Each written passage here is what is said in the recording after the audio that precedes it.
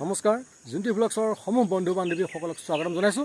বৰ্তমান মই উপস্থিত আছোঁ নগাঁও পুৰণি গুদামৰ আউনীআটীত। এই গাহৰি ফাৰ্মখনত কেনেকুৱা ধৰণৰ গাহৰি আছে, এই গাহৰি ফাৰ্মখন কিমান বছৰ হ'ল আৰম্ভ কৰা, এই সকলোবিলাক আপোনালোকে এই ভিডিঅ'টোৰ জৰিয়তে জানিবলৈ পাৰিব।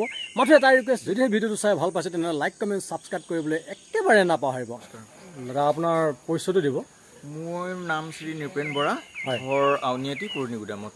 পুৰণি গুদাম হয়। আপোনাৰ ফাৰ্মখন ষ্টাৰ্ট কৰা আপোনাৰ কিমান বছৰ হ'ল? মই ফাৰ্মখন 2016তে আৰম্ভ কৰিছিলোঁ। 2016তে আৰম্ভ কৰিছিলোঁ যদিও মই ফাৰ্মখন আৰম্ভ কৰি প্ৰায় পেলাই থোৱা নিচিনা হৈছে। কিন্তু সেই ক'ভিড আৰম্ভ হোৱাৰ পৰা মানে 2018 মানৰ পৰাহে মই ফাৰ্মখনত নিগাজিকৈ লাগিছোঁ। হয়, প্ৰথম পৰ্যায় হয় আপুনি কিমানটাৰ পৰা আপুনি আৰম্ভ কৰিছিলে, কেইটাৰ পৰা আৰম্ভ কৰিছিলে? প্ৰথমতে 7টা গাহৰি আছিলে। 7টা গাহৰি মই NRCP ৰাণীৰ পৰা আনিছিলোঁ। হয়, তেনেকৈয়ে মই আৰম্ভ কৰিছিলোঁ। 7টা গাহৰিত আপুনি কিমান টকা দি আনিছিলে? মই 7টা গাহৰি তেতিয়া 7 দুগুণ 14,000 15,000 মান টকা দি মই আনিছিলোঁ তেতিয়াৰ দিনত। এতিয়া দিনত সেই 7টা গাহৰিৰ দাম কিমান হ'ব? এতিয়া দিনত সেই 7টা গাহৰিৰ দাম মোটামুটি 40,000 টকা হ'ব। 40,000 তলত কথা নহয় মুঠতে। মেল কেইটা আনিছিলে, ফিমেল কেইটা আনিছিলে? মই মেল এটাই আনিছিলোঁ আৰু ফিমেল আনিছিলোঁ 6টা। মেলটো কিন্তু মই খানাপাৰাৰ পৰা আনিছিলোঁ আৰু ফিমেলকেইটা মই NRCP গড়ৰ পৰা আনিছিলোঁ। বৰ্তমান এতিয়া আজিৰ তাৰিখত হয় কিমানটা আপোনাৰ প্ৰডাকশ্যন হৈছে গাহৰি সেই 7টাৰ পৰা? সেই 7টাৰ পৰা মোটামুটি মোৰ নাই কমেও এতিয়ালৈকে 200মান পোৱালি মই বিক্ৰী কৰিছোঁ। 200মান অলৰেডি বিক্ৰী কৰিলে? বিক্ৰী কৰিছোঁ। বৰ্তমান কেইটামান আছে আপোনাৰ ফাৰ্মত? বৰ্তমান মোৰ ফাৰ্মতে মোটামুটি চাউ হিচাপত যিখিনিয়ে পোৱালি দিছে সেইখিনি হিচাপত মোৰ প্ৰায় 20টামান আছে। 20টামান আৰু সেইখিনি হেমশ্বায়াৰহে অকল। আৰু ইয়ৰ্কশ্বায়াৰটো ইয়াতকৈ এটা বেলেগ ছেকশ্যনত আছে। ইয়ৰ্কশ্বায়াৰটোতে আৰু কমেও 5জনী ইয়ৰ্কশ্বায়াৰ আছে। বৰ্তমান আপোনাৰ ফাৰ্মখনত কি কি প্ৰজাতিৰ গাহৰি আছে? বৰ্তমান মোৰ হেমশ্বায়াৰ আছে, ইয়ৰ্কশ্বায়াৰ আছে আৰু ঘুংগুৰু আছে। আপুনি ফাৰ্মৰ দ্বাৰা বৰ্তমান আজি তাৰিখত স্বাৱলম্বী কিমানখিনি হ'ব পাৰিছে? মই বৰ্তমান 2018ৰ পৰা অকল ফাৰ্মেই কৰি আছোঁ। আগতে মোৰ ব্ৰইলাৰ আছিলে, তাৰ আগতে মোৰ ডেইৰী আছিলে। ডেইৰী লকডাউনতে মই বন্ধ কৰি দিবলৈ বাধ্য হ'লোঁ। তাৰ পিছৰ পৰাহে মই একচুৱেলি গাহৰিত আৰম্ভ কৰিলোঁ। ফাৰ্ম নকৰাৰ আগত আপুনি কি ভাবি ফাৰ্মখনলৈকে আগবাঢ়িলে, কিবা কি কৰিছিলে তেতিয়া? নাই, মই একচুৱেলি ডিগ্ৰী কমপ্লিট কৰাৰ পিছতে মই অকল ফাৰ্মিঙতে মনোযোগ দিছিলোঁ। একচুৱেলি মই কোনো দিনেই কোনো এটা চাকৰিৰ কাৰণে মই ইণ্টাৰভিউ একচুৱেলি দিয়া নাছিলোঁ। আজিলৈকে মই ইণ্টাৰভিউ দিয়া নাছিলোঁ। মই ইউনিভাৰ্চিটিত এডমিশ্যন ল'বলৈ গৈও মই উভতি গুচি আহিছিলোঁ। মই একচুৱেলি নগাঁও কলেজৰ পৰা ফিজিক্সত মেজৰ লৈ ডিগ্ৰী কমপ্লিট কৰিছিলোঁ। মই এডমিশ্যন ল'বলৈ গৈও লাষ্ট মমেণ্টত মই গুৱাহাটী ইউনিভাৰ্চিটিৰ পৰা মই গুচি আহিছিলোঁ। আহি মই তেতিয়াৰ পৰাই ব্ৰইলাৰ ফাৰ্মিঙত লাগিছোঁ। ব্ৰইলাৰ ফাৰ্মিং যেতিয়াই কোম্পানী মই মতালি আৰম্ভ হৈ গ'ল, মই তেতিয়া লাহেকৈ ডেইৰীলৈ আহিলোঁ। ডেইৰীত লাহেকৈ মই যেতিয়া গাখীৰ বিক্ৰী কৰিব নোৱাৰা হৈ গ'লোঁ, তেতিয়াৰ পৰাই মই মানে উপায়বিহীন হৈ গাহৰিলৈ গুচি আহিব লগা। গাহৰিত মই এতিয়ালৈকে সমস্যা পোৱা নাই। এতিয়ালৈকেতো অসুবিধা পোৱা নাই। গাঁৱৰ একেবাৰে মানে পথাৰ মূৰত আপুনি যিখন ফাৰ্ম এতিয়া বৰ্তমান সজাই পৰা ৰাখিছে, মই দেখাব খুজিছোঁ দৰ্শকসকলকো। তেখেতে ফাৰ্ম এখন সজাই পৰা ৰাখিছে। এই ফাৰ্মখন মই দেখাইছোঁ আপোনালোকক, চাওক। চাৰি চাইডে পথাৰৰ মাজতেই এইখন হৈছে গাহৰি ফাৰ্মখন। আচ্ছা, ইয়াত গাহৰি ফাৰ্মখন খোলাৰ কাৰণে আপুনি সমস্যাত পৰিছে নেকি বাৰু? নাই, গাহৰি ফাৰ্মখন খোলাৰ কাৰণে মই সমস্যাত পৰা নাই। আমাৰ মানুহখিনি যথেষ্ট প্ৰগ্ৰেছিভেই মানুহ, গাঁওখনৰ মানুহখিনি। গতিকে এনেকুৱা এটা সমস্যা মই হোৱা নাই। আপোনাৰ গাহৰি ফাৰ্মখনত কেবিন কেইটামান আছে? মোৰ ইয়াতে মোটামুটি 14টা কেবিন আছে। 14টা কেবিন আছে। আৰু সিটো ছেকশ্যনত আৰু 5টা কেবিন আছে, 4টা কেবিন আছে সিটো ছেকশ্যন। তেনেহ'লে আপোনাৰ এতিয়া 2খন ফাৰ্ম বুলি ক'ব লাগিব। 2খন ফাৰ্ম বুলি ক'ব। বৰ্তমান আপুনি এতিয়া 2খন ফাৰ্ম মেইনটেইন কৰি আছে। আচ্ছা, অকলে আপুনি এই ফাৰ্ম 2খন মেইনটেইন কৰিব যাওঁতে আপোনাৰ মানে ধৰক কিছু ব্যাঘাতো হয়তো জন্মিব পাৰে, বা আপোনাৰ তেনেকুৱা এজন অকলশৰে আপুনি কেনেকৈ চম্ভালিছে এই ফাৰ্ম 2খন? ইমান ডাঙৰ ফাৰ্ম, য'ত নেকি আপোনাৰ 20টাকৈ মানে ৰুম আছে বুলি ক'ব পাৰি, 20টাকৈ কেবিন অকলে চম্ভালাটো এটা ডাঙৰ কথা। আপুনি কেনেধৰণে অকণমান আমাক ভাগ এটা দিব? মোটামুটি মই 6টা বজাতে কামত আৰম্ভ কৰোঁ।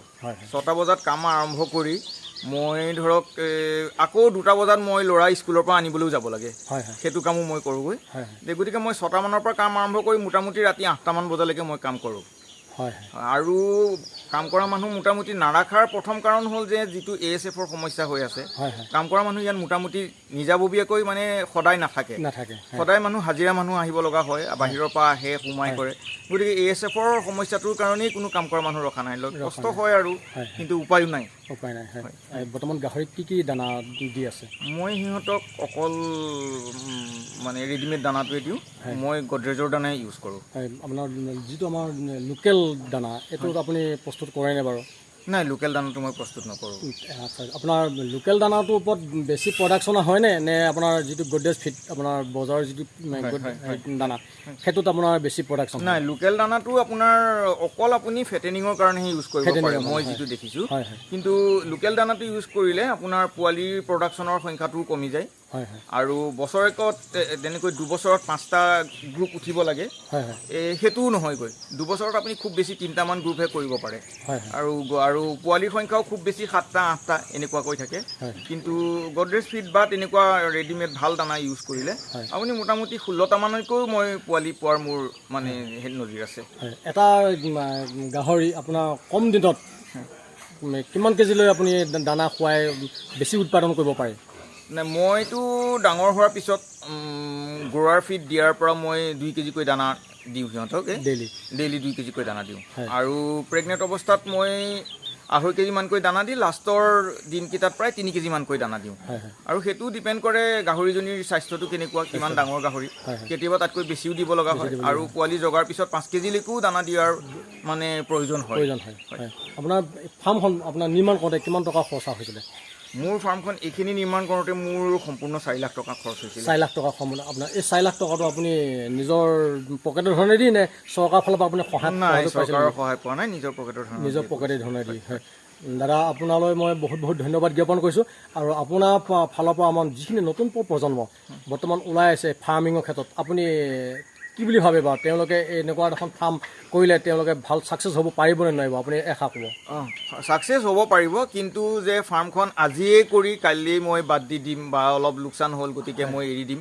এনেকুৱা নহয় লাগি থাকিব লাগিব আপোনাৰ এই পৰিশ্ৰমৰ মানে মৰ্যাদা এসময়ত আপুনি পাবই হয় দাদা বছৰত আপোনাৰ কিমানমান আয় হৈছে বৰ্তমান বছৰত লাভ ইমান ভালকৈ হিচাপ এটা কৰা হোৱা নাই তথাপিতো ধৰক 2 লাখ মান টকাৰ ভিতৰত উপাৰ্জন এটা থাকে বছৰত ভৱিষ্যত আপোনাৰ উজ্জ্বল কামনা কৰি আজি মই ভিডিঅ'টো ইমানটা সামৰি মাৰিছোঁ দাদা অকণমান আমি গাহৰিকেইটা দেখাব পাৰিমনে ঠিক আছে দেখুৱাই দিয়ক দাদা এইটো কেবিনত কি গাহৰি আছে এইকেইটা এইটো এজনী ঘুংগুৰ হয় আৰু এজনী হেমচাৰ হয় এইকেইটা ঘুংগুৰ নেকি নাই সেইটো হেমচাৰ হয় সেইটো হেমচাৰ হয় হেমচাৰ বৰ হয় আৰু